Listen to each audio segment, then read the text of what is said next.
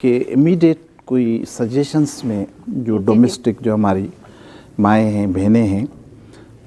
With in 1 minute जब भी नाखून कटे होने चाहिए, जब भी किचन में जाएं तो आप सबसे पहले हाथ अपने यानी बेहतर है कि अगर सैनिटाइजर सॉल्यूशन नहीं तो एंटीबैक्टीरियल सोप्स मिलते हैं, ज़रूरी तो नहीं कि लाइबॉय रखें आप, उससे विगोरसली तकरीबन 3-4 मिनट तक हाथ धोएं, फिर किचन में अंदर जाएं। अगर मीट को आपने टच किया है या किसी कच्ची चीज़ को टच किया है तो फिर दोबारा हाथ धोएं, या फिर बाहर चली गई हैं तो जब वापस आएंगी तो फिर भी हाथ धोने हैं। ये इमीडिएट स्टेप्स में बता रहा हूँ कि अगर ये इमीडिएट स्टेप्स ये सही कर दें तो बहुत अच्छा होगा।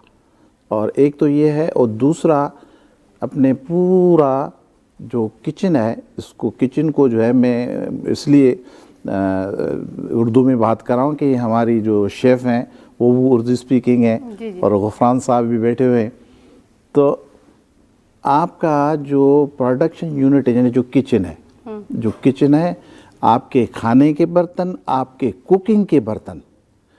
उसमें 100% आपने उसको श्योर करना है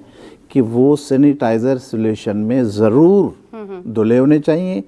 और आप कोई भी बर्तन आपका हो तो आप नॉर्मल पानी से धो के न रखें, 92 डिग्री सेंटीग्रेड हॉट वाटर से आपने धोना है अपना किचन भी और अपना जो है वो खाने वाले बर्तन भी और कुकिंग वाले भी बर्तन। आज मेरी स्टूडेंट है शेफ़ सोनिया, बहुत ही टैलेंटेड है। तो हमने जो अभी प्रोग्राम किया है उसमें टाइम टू टाइम हम बहुत बेहतरीन किस्म के इंटरनेशनल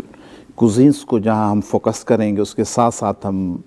लोकल जो हमारे सिंधी फूड्स आहिनि उन्हनि खे बि फोकस कंदासीं इंशाअल्लाह। सोनिया खां पुछंदासीं ज़रूरु थोरी हाँ। देरि खां पोइ त छा थी पचाए, पर